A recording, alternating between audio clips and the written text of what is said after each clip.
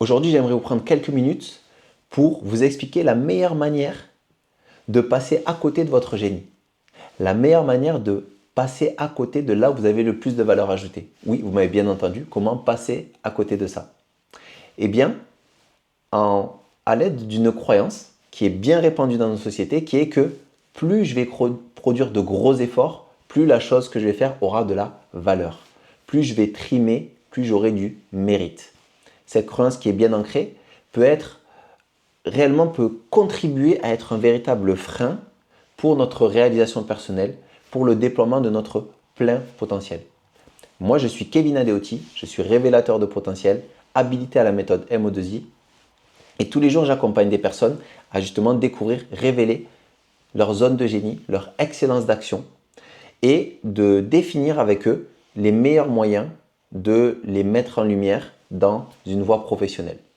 Donc, comme je l'ai dit, dans nos sociétés est implantée cette croyance qu'il faille produire beaucoup d'efforts pour que quelque chose ait de la valeur, du mérite. Et comment ça s'imprègne en nous, ce type de croyance, et quel effet ça a? Tout d'abord, comment ça s'imprègne? Tout simplement, on nous a martelé, souvent depuis qu'on est petit, depuis notre tendre enfance, qu'il fallait travailler dur pour réussir, que plus on allait travailler dur, plus on maximisait nos chances de réussite, qu'il fallait suer pour mériter notre pain quotidien, qu'il fallait justement, plus il y aurait de la difficulté, plus on allait être félicité. Et en fait, ce qui s'est passé, c'est que ce message, cette idée qui s'est répétée au fil des ans, a créé petit à petit un schéma mental en nous. Et on est venu associer cette idée qu'il faille produire beaucoup d'efforts pour que quelque chose ait de la valeur. Okay, ça s'est ancré en nous, ça a créé, comme on pourrait dire, une forme de croyance. Et en fait, la problématique, c'est que les croyances façonnent notre réalité. En effet, les croyances et le système de croyances, c'est notre manière de percevoir le monde. Et comment on perçoit le monde? Eh bien, on va interagir, on va agir dans le monde en fonction de comment on le comprend, ce monde, comment on l'interprète. Donc, l'impact de nos croyances est immense sur notre expérience de vie, puisque c'est lui qui va nous faire interpréter ce que l'on voit et qui va nous faire du coup agir d'une certaine façon. Donc, dans le cadre par exemple de cette notion de beaucoup d'efforts et de valeur, en plus déjà de nous l'avoir répété, on nous a probablement aussi félicité d'avoir produit beaucoup d'efforts quand on était enfant. Et l'enfant, il cherche à être valorisé, il cherche l'attention de ses autorités. Et donc, là aussi, ça va venir ancrer cette croyance.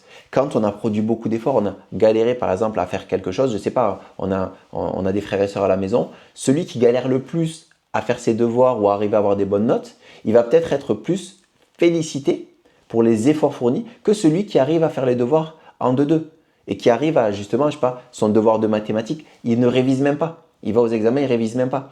Donc, il ne sera peut-être pas autant félicité dans ce chemin-là. Et là aussi, ça vient quoi? Ça vient ancrer cette croyance. Ça vient la renforcer, cette croyance en nous. Et donc, comme j'ai dit, ça va nous faire interpréter le monde. Et quand je dis interpréter, percevoir le monde, c'est que en plus de cela, dans notre système de croyance, comment fonctionne le cerveau? C'est qu'il a besoin de venir confirmer que ces prismes, ces paradigmes, ce à quoi il croit, c'est bien vrai. C'est bien vrai, pardon. C'est ce qu'on appelle le biais de confirmation. Donc on va constamment, notre algorithme de cerveau, comme les algorithmes des réseaux sociaux d'ailleurs, vont venir chercher à montrer des choses auxquelles on adhère déjà, qui confirment qu'on a bien raison de croire cela. Et donc dans le cadre de, si je crois qu'il faut y produire beaucoup d'efforts pour que quelque chose ait de la valeur, eh bien par exemple, je vais tomber sur des vidéos sur les réseaux sociaux, ou du moins je vais être attentif, inconsciemment bien entendu, c'est pas conscient, c'est pas volontaire d'un point de vue conscient, c'est dans l'inconscient, je vais être attiré, je vais être réceptif, je vais aller chercher les informations qui vont confirmer cela. Donc par exemple, je vais tomber sur des entrepreneurs qui parlent de grind, de hustle, qu'il faut charbonner, qu'il faut travailler 80 heures par semaine pour réussir. Et donc, ça va venir faire ce petit yes, j'avais bien raison en nous. Ça va venir confirmer cela. Ou alors, quand on va être dans une entreprise, quelqu'un qui évolue, qui grimpe les échelons dans l'entreprise et qui a produit de gros efforts, qui s'est tué un petit peu à la tâche. D'ailleurs, le terme déjà devrait nous faire un petit indice, mais qui s'est vraiment tué à la tâche, qui passait beaucoup d'heures, qu'on voyait vraiment faire des efforts, être là, être présent dans les réunions, dans les décisions, etc. Eh bien, faire des rapports, ça va nous paraître, il a mérité quelque part. Parce qu'il a fait tous ces efforts, il l'a mérité. Il mérite une tape dans le dos, il mérite qu'on lui donne rétribution. Et à contrario, quand on produit beaucoup d'efforts et qu'on ne va pas nous taper dans le dos, eh bien, ça va produire une certaine frustration puisqu'on a été habitué à ce que si je produis des efforts, je mérite quelque chose. Mais cette chose-là a de la valeur. Et donc, on va avoir tendance à surestimer, d'accord, la souffrance plutôt que et sous-estimer la facilité. Et donc, on va considérer que les choses qui sont faciles pour nous n'ont pas réellement de la valeur. Et vous allez voir où je veux en venir. Les choses qui sont faciles pour nous, c'est là où on a, on va dire, un talent naturel, une facilité naturelle, une fluidité naturelle. Là où j'ai de la facilité, c'est là où j'ai du génie. Pourquoi? Parce que le génie, avoir du génie dans quelque chose, c'est être en capacité d'exécuter, de produire facilement, fluidement certaines tâches et parfois même rapidement certaines tâches avec une très grande qualité. C'est ça être un génie dans quelque chose. C'est pas de galérer à faire cette chose-là, être un génie. C'est pas de mettre 3 plombes à faire un truc médiocre. C'est pas du tout ça être un génie. C'est l'opposé le génie. Le génie c'est Mozart qui produit des chefs-d'œuvre à un âge très tôt. C'est Einstein, c'est Zinedine Zidane.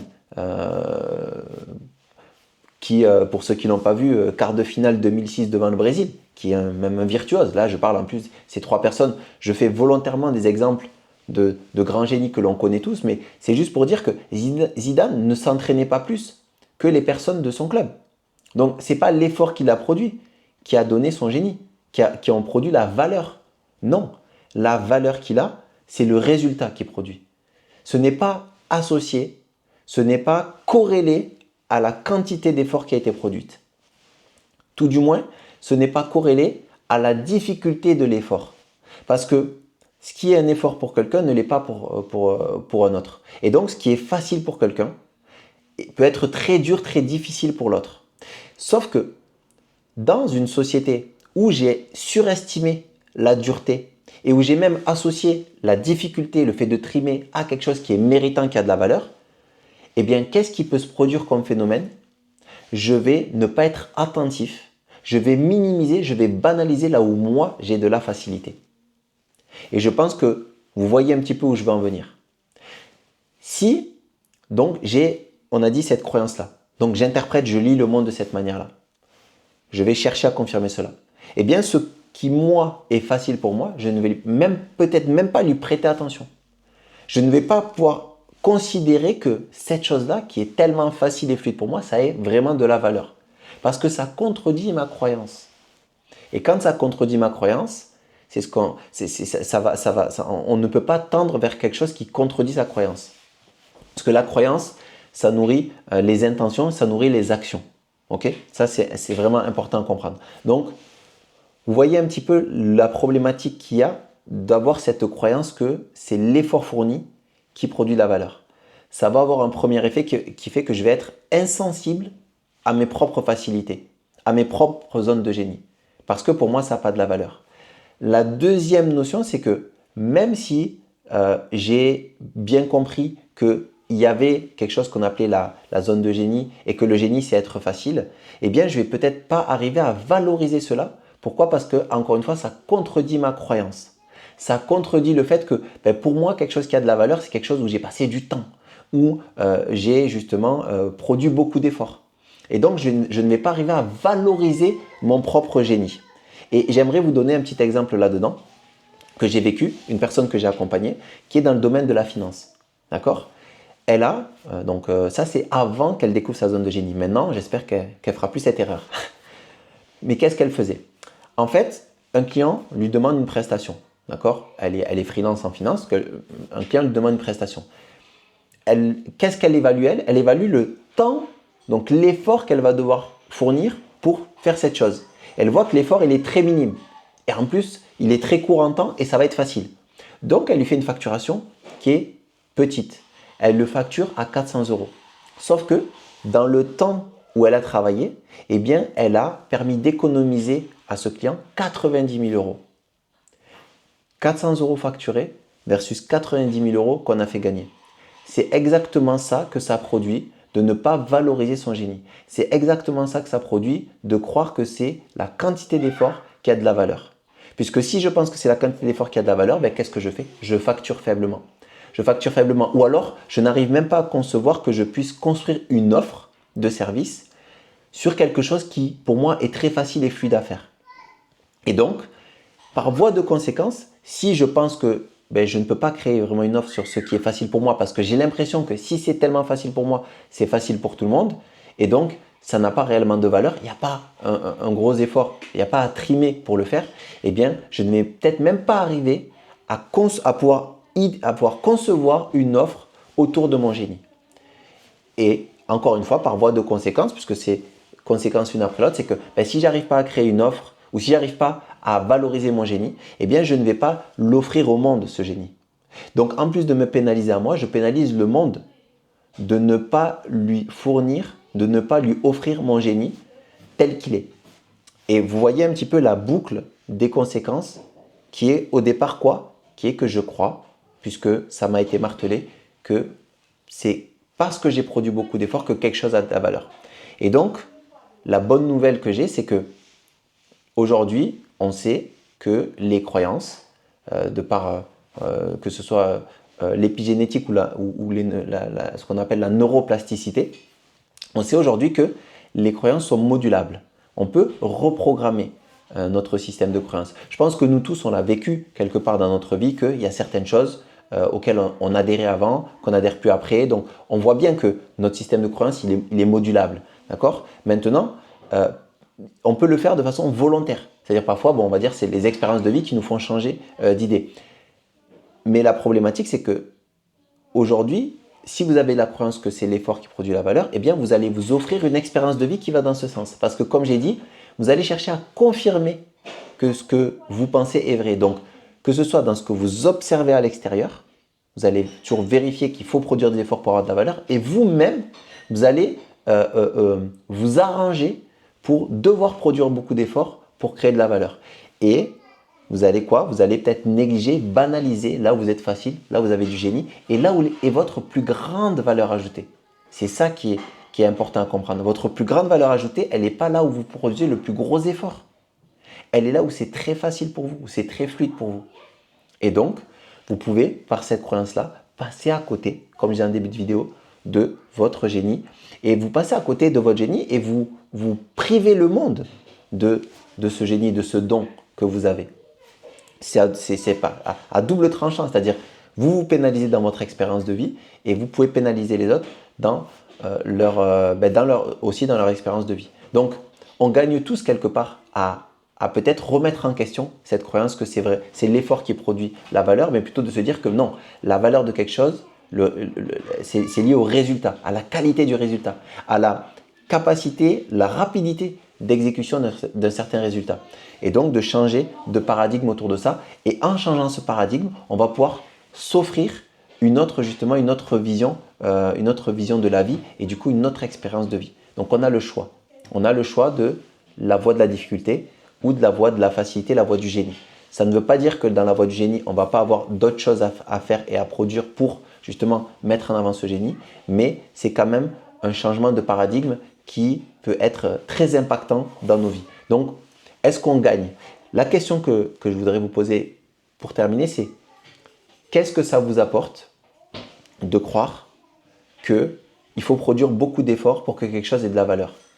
Qu'est-ce que ça vous apporte dans vos vies? Puisque j'ai dit, croyance veut dire interprétation de la réalité, veut dire façonner, expérimenter la réalité.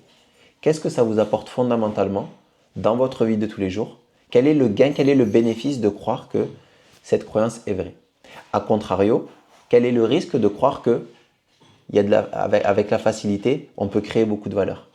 Posez-vous la question et vous avez le choix de justement vous tourner vers un changement de paradigme. Et un changement de paradigme, un changement de croyance, ça passe par une prise de conscience. Et la prise de conscience, peut-être qu'elle sera aujourd'hui, peut-être qu'elle sera demain, peut-être qu'elle sera jamais. En tout cas, moi, je vous invite à vous la poser Moi, en tout cas, mon choix, il est fait. La question, elle est vite répondue, comme disait l'autre. Mais libre à vous de faire le choix et du coup, en fonction de ce choix, de vous offrir telle ou telle expérience de vie. C'est à chacun de le voir. Et comme je terminerai avec le gimmick de ma société Genius Zone, qui est fait de ta vie un chef-d'œuvre. Sauf que un chef-d'œuvre ne peut être réalisé et produit que par un génie. Et donc, pour pouvoir faire de sa vie un chef-d'œuvre, il va falloir découvrir, ou même si on ne le découvre pas avec des mots, avec une méthode comme moi je peux l'apporter aux gens, mais il va falloir aller, emprunter, embrasser et déployer son génie et l'offrir au monde. C'est la seule façon de pouvoir faire de sa vie un vrai chef-d'œuvre. Ciao.